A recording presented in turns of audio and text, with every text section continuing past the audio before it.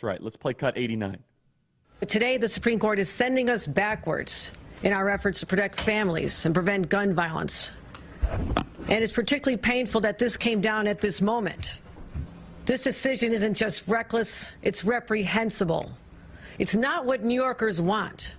Have a moral responsibility to do what we can and have laws that protect our citizens because of what is going on, the insanity of the gun culture that has now possessed everyone all the way up to even to the Supreme Court.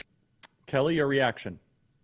It's a foolish comment by a government official who's got thrown into office not even through an election.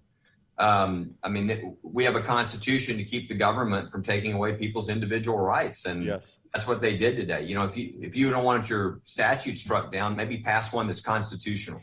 But to tell citizens they can't defend themselves unless they show proper cause and prove to you that they have a right to a firearm, it violates the Second Amendment. I'll tell you, Charlie, something very similar happened. We won the lawsuit on Tuesday at the Supreme Court against Maine. You know what? There's a news article today that shows Maine speaking out. They said that to rule in that way and allow religious schools to be treated the same was, quote, inimical to public education.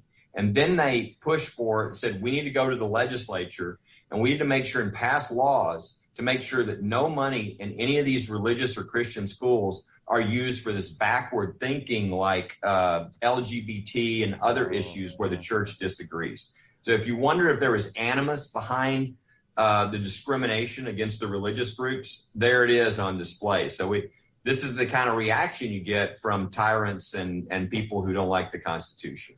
Well, but can they do that after the Supreme Court decision? Don't they have to honor it? They do have to honor it. They're going to have to follow it. I think what New York ended up saying is that they're going to try to figure out other ways, restrictions that they can put in that will be upheld, and they're going to try to work on that. Yeah. But, it just shows all that's going to be evidence, just like if Maine goes back and discriminates again, all of these hostile statements are going to be evidence of their own intent to violate the Constitution. We love it. Go ahead, speak on.